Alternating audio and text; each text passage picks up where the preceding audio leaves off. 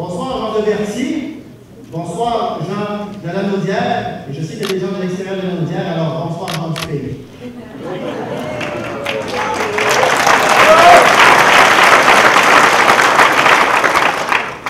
Tout comme vous, je suis inquiet. Et je pense que nous avons raison de l'être. Je fais ici référence à notre plus bel héritage que nous ayons reçu comme peuple, comme nation. C'est ce qui nous unit, c'est ce qui nous rassemble. Et nous rassemble. Vous avez tous compris que je vous parle de notre belle langue, la langue française. Et ce soir, j'ai voulu vous en parler. J'ai voulu vous en parler, vous dire qu'il est temps de se ressaisir. Et nous allons nous ressaisir. Parce qu'on se tient pour dire, au Québec, ça se passe en français et ça va continuer de se passer.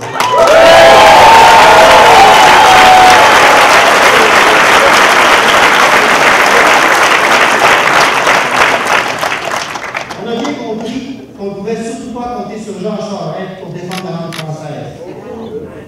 Il préfère se laisser dicter la marche à suivre par la Cour suprême du Canada. Pensons aux écoles passerelles. Et cette même Cour suprême qui ne cesse, jour après jour, de tailler en pièces la loi 101, loi que nous nous sommes donnée comme peuple, comme Assemblée nationale du Québec. Depuis quand une nation accepte-t-elle qu'une autre nation vienne lui dire quoi faire chez elle? Jean Charest a abdiqué, Jean Charest doit quitter. Oui!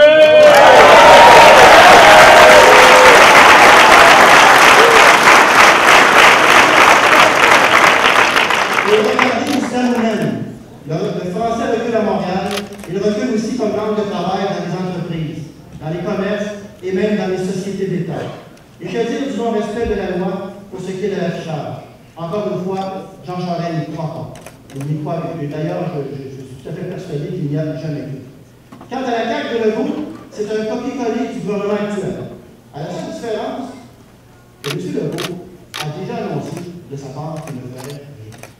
Au diable que le fédéral nomme des juges unilingues anglais, au diable que le fédéral nomme des hauts fonctionnaires unilingues anglais, la CAQ n'a rien décidé et ne fera rien. Au Parti québécois, nous voulons que la langue française constitue toujours ce ciment qui nous unit toutes et tous. Nous allons réécrire la loi 101, lui redonner du mordant, lui redonner vie. Car quand il est question de protection de la langue française et de la présence et du rayonnement de la culture québécoise, le Parti québécois a été, sera le parti de l'avenir. Il sera et nous serons toujours au premier.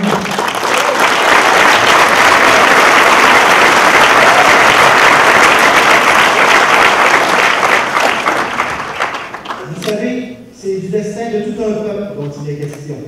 Nous avons été façonnés par une histoire sans pareille. Et cette histoire, cette épopée en terre de mérite, nous voulons qu'elle se poursuive avec force et dignité, dans un contexte qui permette notre plein épanouissement en tant que peuple. Notre grand poète Gilles Vigneault disait, et je cite, « Nous autres, les Québécois, on est distincts grâce à la langue. Voilà le pays. » Militant, gens du Québec, pour s'assurer que plus jamais une autre nation ne vienne nous dicter notre chemin à suivre, il nous reste à embrasser notre liberté politique. Et cela, ça passe par un siège à la Grande Table des Nations, ça passe par la souveraineté du Québec.